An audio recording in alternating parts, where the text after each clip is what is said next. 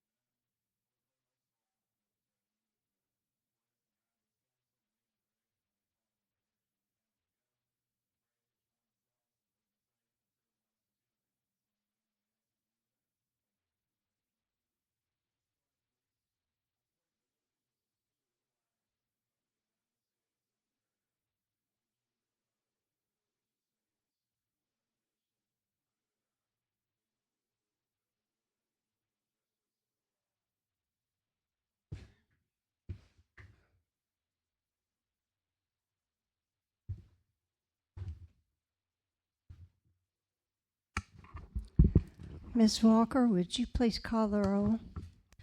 Honorable Mayor Fowler, Honorable Councilman Bilbrey, Here. Honorable Councilman Williams, Here. Honorable Councilwoman Hawkins, Here. Honorable Vice Mayor Hill. Here.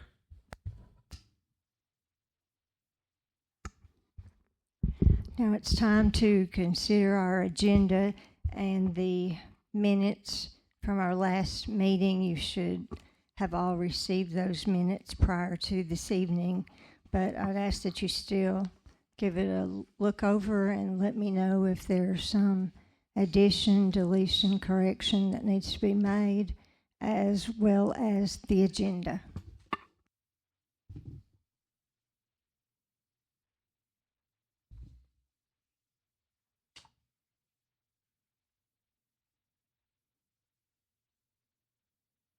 So moved.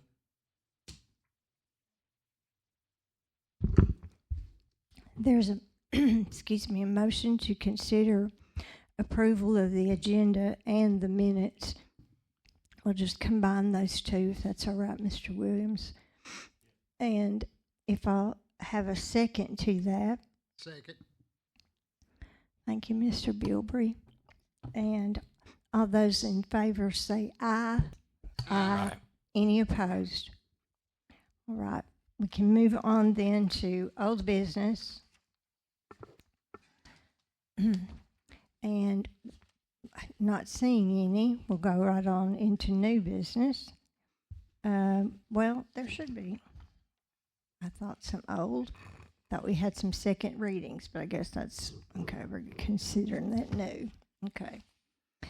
Under new business, we have consider approval to suspend the reading of ordinances 722-25, 723-25, and 724-25.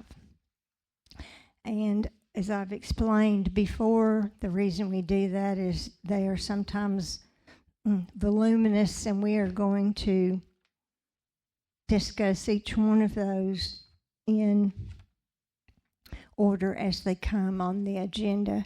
So it will help speed things along if we can suspend the reading of those ordinances in detail at this particular moment, if I have a motion to that effect.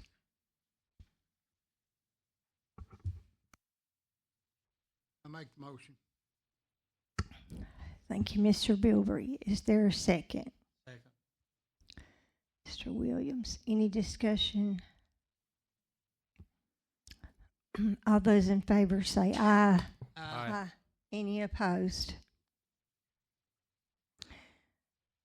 Now, the item number 4 is the final is open for, this is the second and final reading of ordinance 722-25. That is an ordinance that we passed at the last meeting, which is the fiscal year budget for all good for July 2025 through June 30th of 2026. Before this can become final, of course, it has to be approved on second and final reading. However, before it can be voted on, it is open for public hearing. So I'll now suspend the meeting of the council, and I will open the public hearing section and ask if any of our any comments regarding the the finalization of ordinance 722-25. Not hearing any, I will close the public hearing section, and I will resume the council meeting and ask if council has any questions or any comments that they want to make before we proceed with the proposed second and final reading, if I don't lose my voice here, of ordinance 722-25.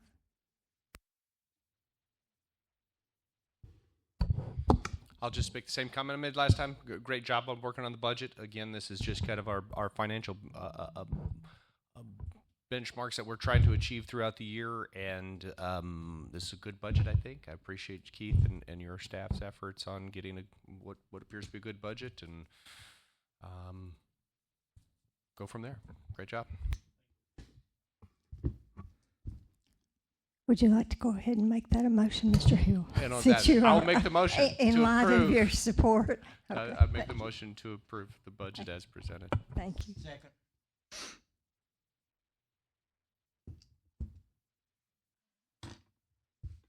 All those in favor say aye, please.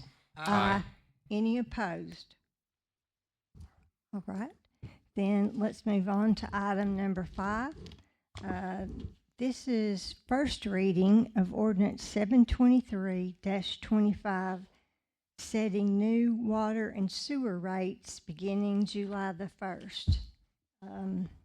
This is never popular, but this, I think we had explained at a prior meeting that we don't have much leeway when it comes to water and sewer because we buy our water from Cookeville, and they also treat our wastewater, and if they have a price rate, which they have, they've passed it on to us, then we are then presented with what to do with that raise.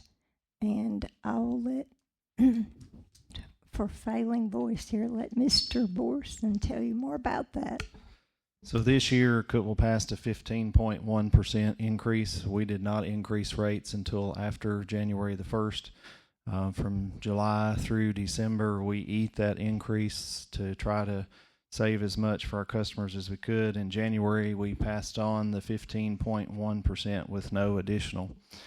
For 25-26, Cookeville is raising our rates by 12.8%. We are recommending that percent of all good raise the rates 13% as much as we can. In 26-27, Cookeville is giving us an 11.1% increase. We are recommending a 12.5% increase, so that's an additional 1.4%. For years 4 and 5, which is 27-28 and 28-29, Cookeville is increasing our rate by 2.2% each year. We are recommending a 5% increase each of those 2 years so that we can try to offset our costs and continue to maintain and operate the system effectively. Currently, the minimum water bill with sewer is $37.47. Next year, it would be $42.35. In year 26-27, it would be $47.64. 27-28 would be $50.02, and in 28-29, it would be $52.52. Again, water and sewer operates as an enterprise utility fund. It must self-fund itself from the rate user, the rate payer. So all funds that come in from the water and sewer are put back into water, sewer, and expense. We currently have a contract out to bid for sewer repair. The state has given us $1 million grant to pay for sewer repair to try to minimize what's called I&I. It's infiltration, that is stormwater that is entering the system that we are paying to treat. That we do not want to do that, and try to make the system more efficient. We are also working to improve water service on the mountain, as we are under contract to expand the tank and the pump system that is over there, because we don't sell enough water. We can't keep enough water on the mountain for what we're selling, and that tank's too small.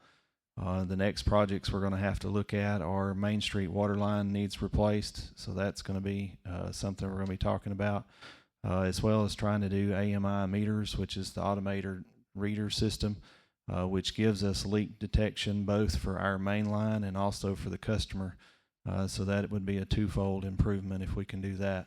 So those are all things that this money has to fund, and we have to maintain self-sufficiency with this fund, and we're trying to do that with as little increase as we possibly can. What's the error rate? We're not losing too much on the error rate. We're pretty good in changing out meters, but now we are losing water. One of the things you lose water to is flushing. For a distribution system, the only thing you can do to maintain water quality is flush, and that is what we call a non-revenue water. So we're losing about 25%, 24% to non-revenue, which is water leaks, flushing, water we've lost somewhere, fires, when the fire engine's pumping water off the hydrant, that's considered a non-revenue water. Several years ago, the state would give us credit for flushing. They give us credit for use fire systems. They no longer do that. And so out of life went, if you count those and take those out, the average is probably a lot higher, 30 to 35. We're actually a pretty well maintained system, and we don't lose a lot of water. So we operate very efficiently thanks to Walt and the public works crew that handle the water and sewer. They work continuously to maintain the system. Walt's constantly monitoring pressures and pumps and trying to make sure if we've got a leak, we get to it as fast as we can.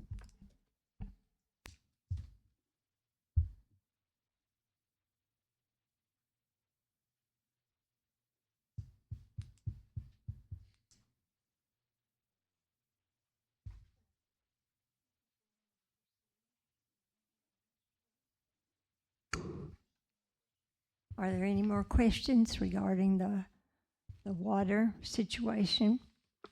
All right, I'll consider a motion regarding ordinance 723. I'm sorry. Oh, yes, go. Yeah, if you have something, go ahead, Mr. Taylor. On the charges from Dan Taylor, I live here, and on the charges from Cookeville, do they just charge us for the water, or there's overage? Do they charge, like, we're adding on for our repairs? They're not adding on for their repairs on their side and then billing us, are they? Or we audit that? How does that work? No, they just charge us for a per 1,000-gallon usage, and so they're figuring in their cost of increase. That's why they're going up. So they're currently renovating the water plant, which serves us and many other communities. So part of that, probably $26 million increase in their expense is the reason they're doing this, as well as sewer plant upgrades and other things. So what they do, they're not charging us for overhead, so to speak. They're taking our rate and figuring up how many gallons we're using a year and charging us a rate to recoup their expenses, which is the same thing we would do. You know, as we're looking at what expenses we have, depreciation, cost to operate the system, new projects coming in, all of those things, plus we wholesale to West Overton. So we're just a pass-through. So we sell water to West Overton, and they pay us for the water they use, you know, per 1,000 gallons, and then they turn around and sell it to their customers and charge more. So It's going up and up. Do we have plans for any small, maybe not to completely cut them out, but to Yeah, help there's no supplement. option for us. We can't. Yeah, we have nowhere to get water unless you want to run a pipe all the way to Center Hill and create a treatment plant, which would be a very, very inefficient system. All right, gonna hang in there. Yeah, we're stuck with it. I'm sorry. I mean, without water, we don't really have a city.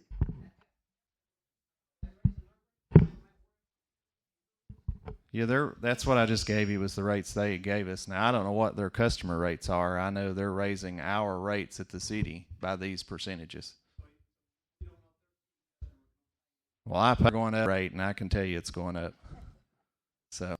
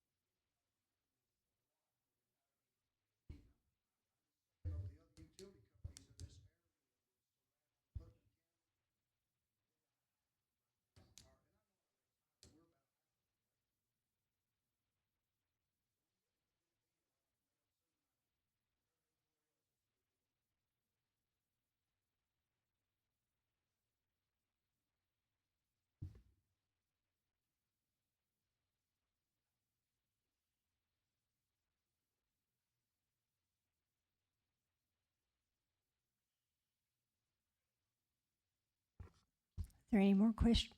Any more questions? Comments?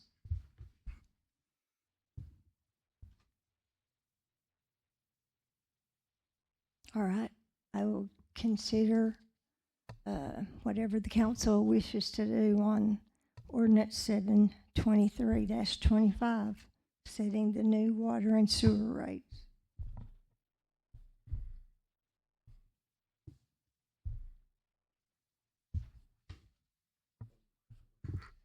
I mean, no, I know nobody knows. I mean, nobody obviously wants to have to do this, but we don't have a lot of choice. I mean, we're, you know. Get away with our Right, exactly.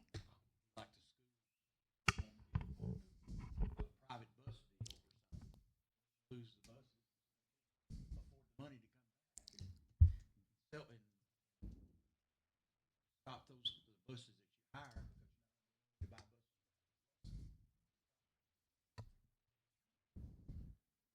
I'll make a motion. Thank you. Second.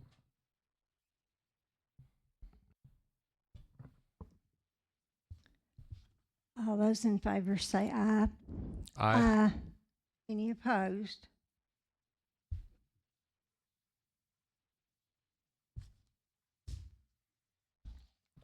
Item number 6 should be consider approval on first reading of ordinance 724-25 to amend the present budget approved by ordinance 710-24. I believe this is just an offsetting net change of 0. Is that right, Mr. That's correct. Morrison? These are additional revenues that are coming in and additional expenses, so these are both net zero changes. That we go ahead and approve that. On first reading, ordinance 724-25, that we amend the present budget. Is there a second? I'll second. All those in favor say aye. Aye. Aye. Any opposed?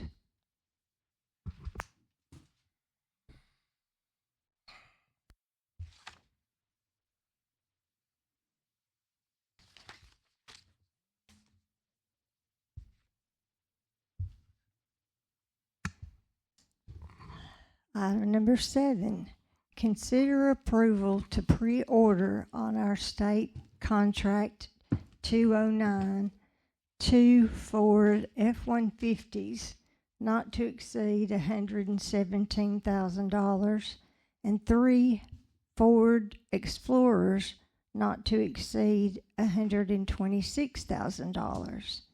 And Mr. Morrison can tell us about that. These are items that are in next year's budget. We're trying to get ahead of the July 1st rush as things are continually changing in these markets.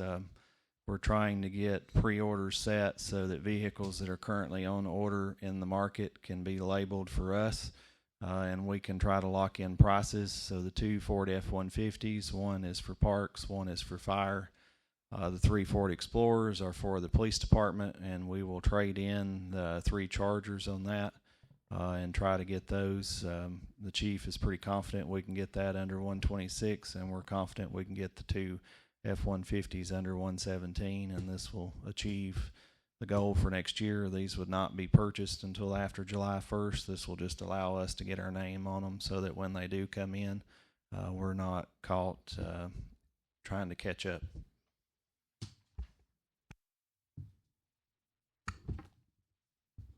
I know you're tired of hearing this from me probably, but when we say get our name on the list, or I have a different understanding of when somebody says this is what it is and this is the price, not this is the price I'm telling you today, and then July 1 they tell me a different price. Haven't we dealt with that somewhat? Okay. I assure you these will be locked in on the state contract price, and we'll get them as quick as we can so they don't have time to change it. Well, I'm sure you'll get good use out of what we already have. I'm not saying that we need to hurry so we can start driving new vehicles, although I know departments like to do that. But I'm just saying, if we get a locked-in price, I would really like that to mean locked in. We're working on that now, so I think that's just me. we're close to final on locked prices, and that will not exceed the budget. So. Please. But anyway, that's right. That is right. They used to say, pay these prices and pay them. That shows how They old went I up too. am. Oh, well.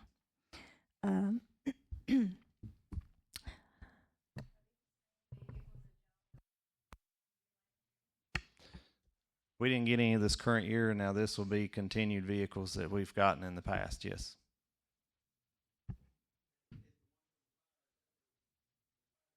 It is. Yeah, he's patiently waiting on this. So.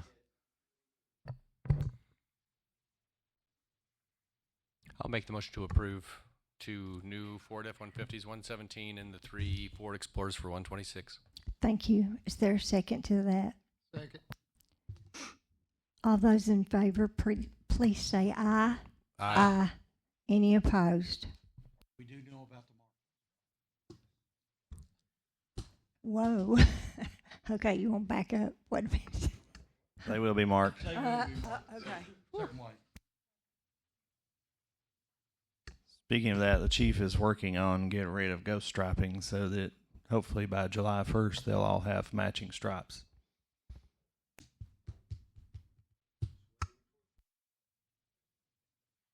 Yes, we know. You want to wait till the end to see how much you have left. I'm on to you. I know how these departments work. Okay. Item number 8. Consider approval to pre-order the new water sewer service truck utilizing our Sourcewell contract, which we have a membership with, not to exceed the budgeted amount of $125,000. And Mr. Morrison. This is a replacement truck for a 2014 crane truck that we currently use for water and sewer repair. It is used to pull pumps and pull all kinds of things. We use it to lift cylinders and take sewer pumps in and out. It's got an air compressor and things on it that we work with. So this is a replacement truck for that one that is currently 11 years old and experiencing issues.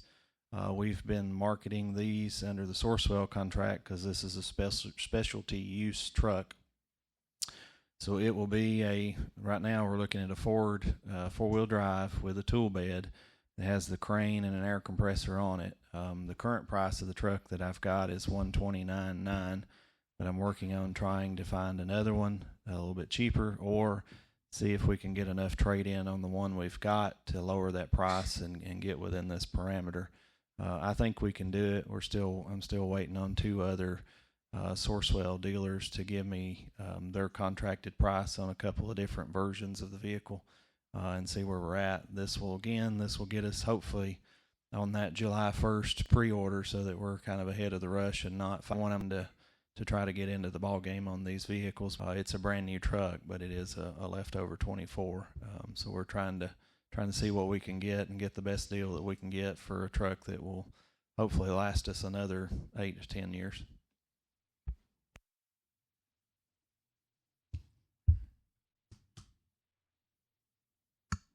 Questions, comments? So you just mentioned 129. This says 125 on it. Do you need a little bit more in case that's the only option that you have? That's up to you all. If you want to do that, that would be appreciated. If not, I'll keep working to find one at the 125 mark.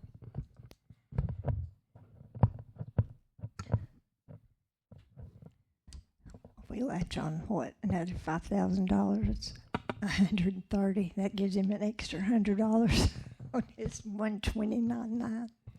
We all know what a good negotiator our city manager is. So, Absolutely. but yeah.